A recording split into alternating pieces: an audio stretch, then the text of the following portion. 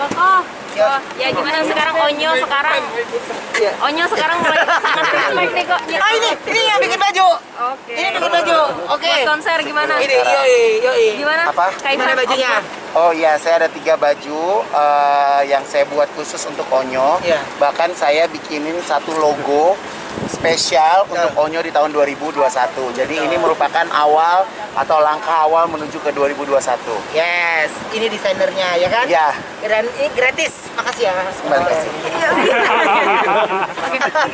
Persiapannya sekarang sudah sejauh mana sih kak? Ini baju Persiapannya. buat Talia ya. Oh, dikasih depan kamera. Ya. Makasih ya.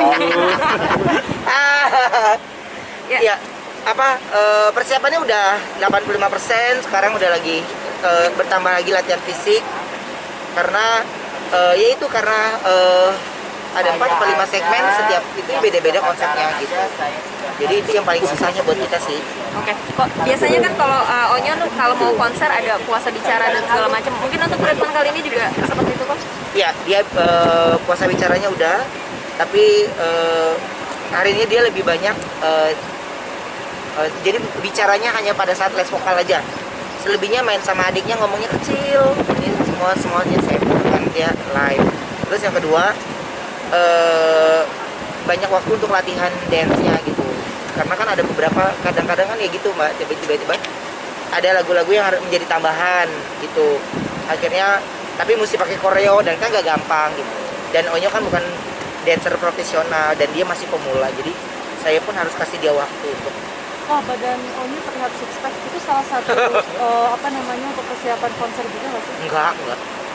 Emang begitu badannya. Jadi makannya mah banyak banget. Tapi ya nggak ada yang itunya sih. Nggak ada treatment khusus secara perawatan badan, nggak ada. Untuk Olahraganya juga udah nggak nge-gym kan. Kan selama pandemi itu nggak pernah ke tempat gym. Jadi di rumah aja lewat YouTube, semuanya lewat YouTube sama kalau apa sih exercise itu sama bundanya. Kalau yang lainnya kalau lari sekarang latihan fisiknya sama saya gitu. Tapi kan sejauh ini olahraga Onyo paling hanya renang dan sama bunda nih Iya. Kak. Gitu. Nyangka nggak sih sampai perutnya Onyo bisa sampai kotak-kotak gitu? Enggak nyangka. Karena dia tahu sama saya boleh kotak-kotak, tapi untuk mengangkat alat berat belum boleh. Tapi untuk ngeringin badan boleh, bikin badannya bagus boleh. Tapi kalau untuk ngangkat alat berat saya takutnya jadi malah pendek gitu. Tapi untuk anak sekecil Onyo emang udah boleh kok untuk six pack gitu. Enggak, emang udah dari begitu kayaknya udah dari dibentuk kagak, minum vitamin juga kagak ada, minum susu itu kagak ada. Susunya mah kayak susu anak-anak aja dia mah, biasa aja gitu. Dia emang sesuatu yang udah dari sananya begitu kayaknya nggak bakal bisa dirubah lah gitu. Jadi makannya juga banyak. Lah kalau kita kita ngambil piring aja udah jadi lemak istilahnya. Lah kalau dia makannya kayaknya dia lebih banyak dari gue. Makanya dia kadang suka malu kalau di Insta story kalau dia makannya kebanyakan tuh karena dia malu makannya banyak. Terus kita bilang ya nggak apa-apa nyok. Kalau Ai udah makin gede, terus makannya makin banyak baru. Kok menjelang konser ini tapi ada pantangan-pantangan nggak buat Onyo? Nggak ada sih. Nggak ada. Pokoknya lebih ke jamnya dia sih, jam istirahatnya dia, jam-jam latihannya dia, semuanya harus sesuai dengan schedule-nya. Terus bagaimana dia pernapasan, lebih ke pernapasan sih, karena kan ada berapa yang jadi perubahan lagunya cepat tuh.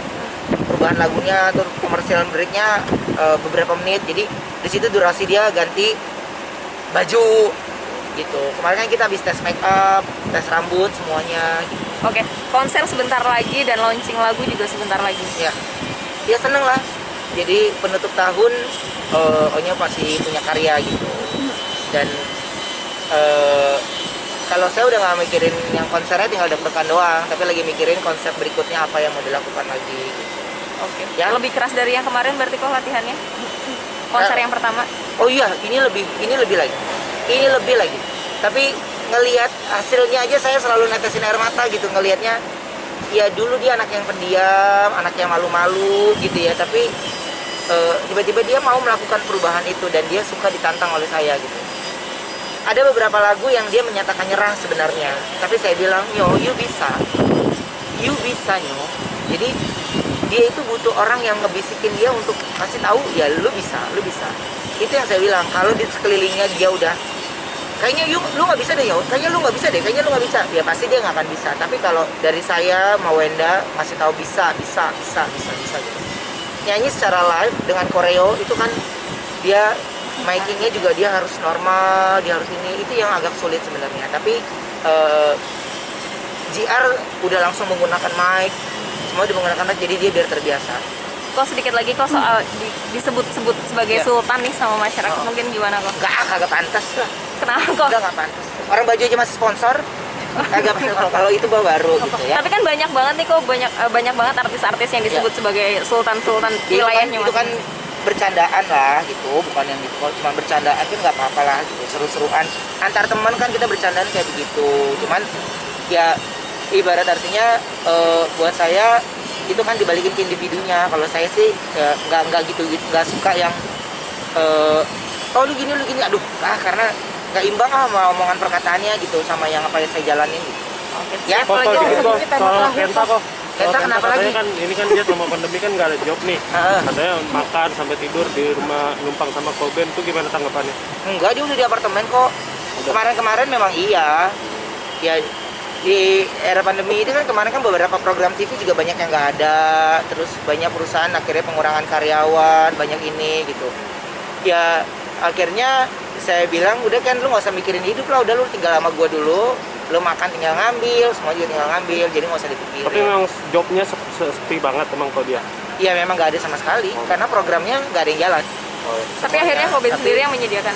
Iya, akhirnya ya karena dia under manajemennya kita ya, jadi kita urusin banget dia biar dia nggak ngerasa sepi, dia harus punya survive dan sekarang dia udah kembali normal lagi, udah ngontrak apartemen dia sekarang. Untuk berat badannya kok? Berat badannya dia terakhir sih 99 ya, mudah-mudahan turun nggak nambah lagi dia. Oke. Saya bilang Ken 90 lah Ken, 90 lah, dia lagi berusaha. Oke, kok tema Ya. terakhir mengenai Sri Mulyani yang mengungkapkan untuk youtuber yang menghasilkan uang harus membayar pajak sama Kagak paham gua kagak ikut kan. Ya. Oke, siap.